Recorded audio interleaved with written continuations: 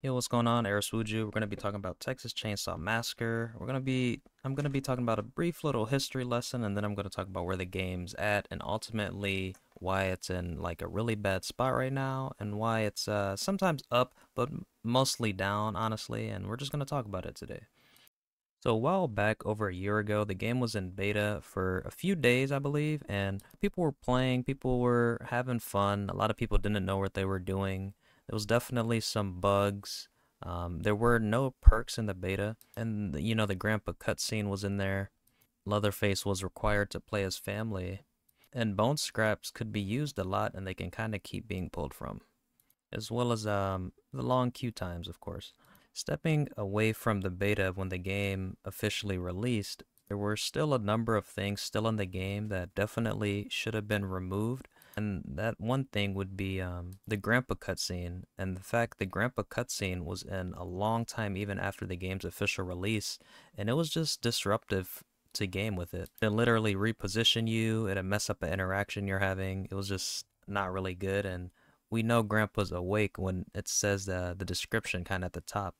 When it comes to Leatherface being required to the game, it added to the fire of the bad queue times because obviously if there's no Leatherface, then you guys literally just can't play. You're literally just sitting in the lobby. And this is another thing that got removed way down the line to the point where you didn't need a Leatherface to play. And of course, there are more things to talk about in this regard, but we'll save that for later or a different video. So people started learning the game, and there were definitely exploits. You were able to stun lock the killers repeatedly with door slams, a lot of backstabs and stuff. Even on some of the maps, in a different aspect, the pressure valve tank would spawn in the basement actually. If a family member had to go down there and turn it off, good luck with that. But of course, they fixed that and moved it upstairs. When people were new at the game, escaping fast and early was really easy because a lot of people didn't know how to do it. Although that still happens now. Some people can escape really quick in today's game, just not as frequently as before. Like on Family House, people would like jump through two windows and basically be out with the fuse escape.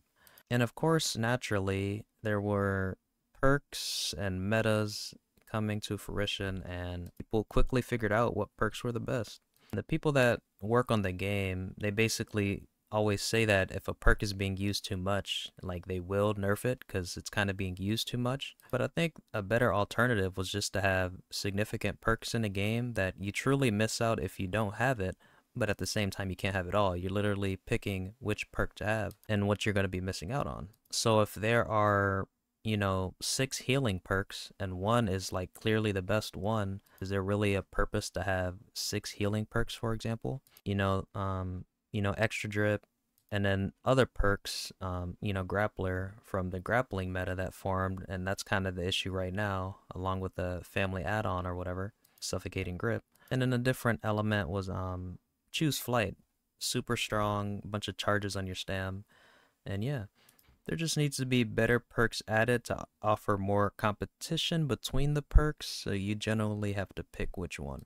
So let's get into what the game does wrong. The game is super slow with content.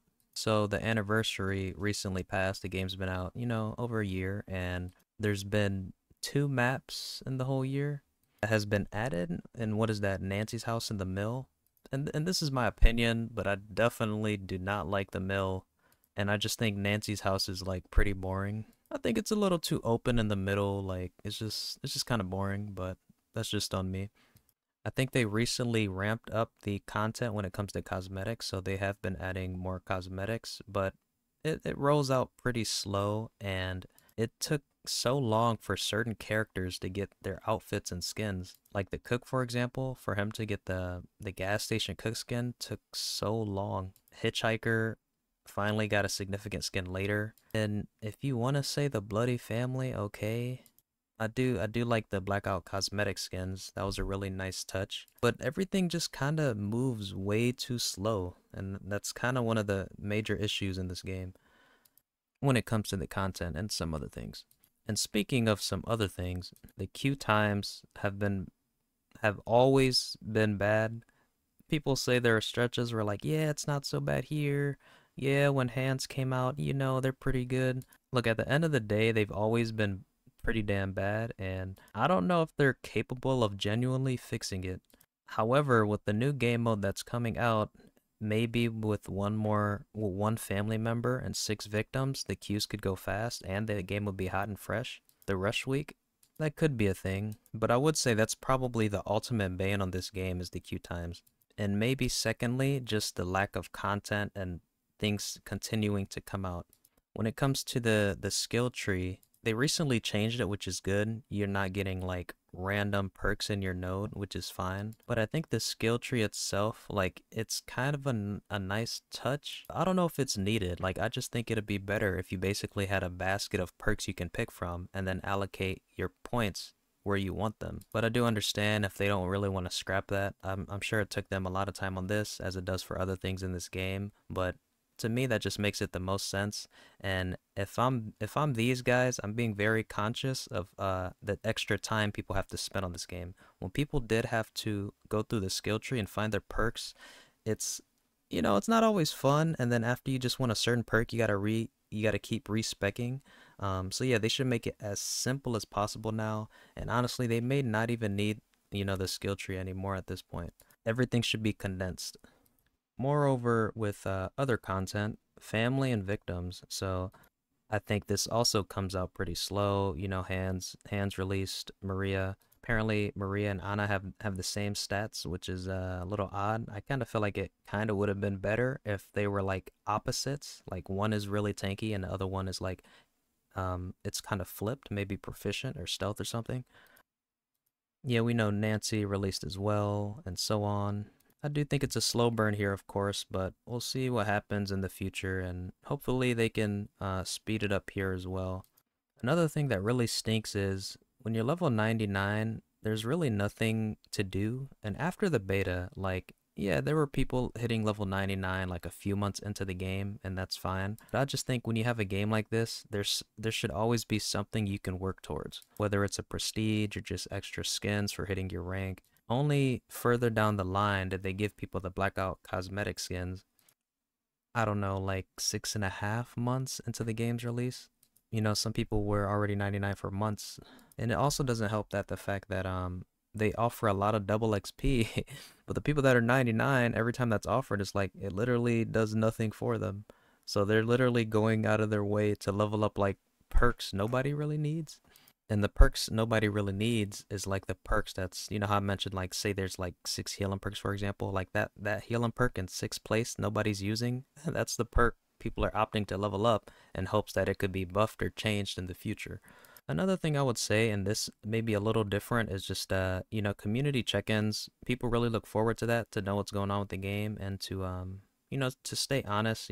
Ideally, if we're promised having a certain amount of content in a certain time frame, that should happen since it's being said. If not, then that sucks, but hopefully things can be better in the future.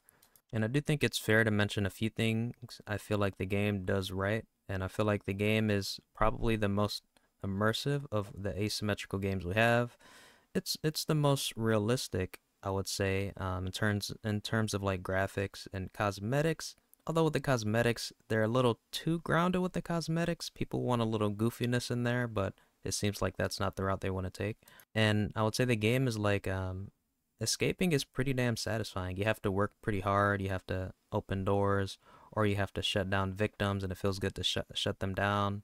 That feels good. And yeah, stuff like that the game does right. So the many ailments of the game that could have been fixed way before some of the issues still just linger, and it's a snail's pace to move the needle. If certain changes were made early when the game was officially released, the game would have been in a better position, and more people would be playing it, more people would be streaming it, and people would just be a lot happier.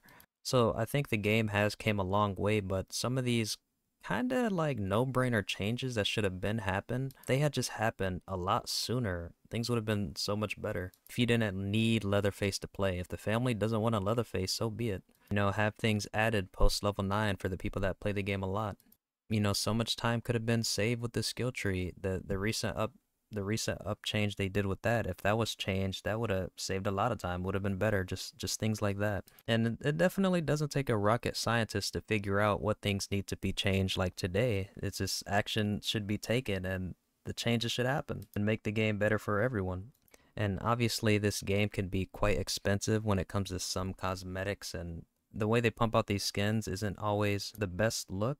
Sometimes to me, it seems like they're focusing on that rather than the game quality, like things that should really be changed to fix the game. Thank you guys for watching the video. Make sure you like the video and consider subscribing to the channel.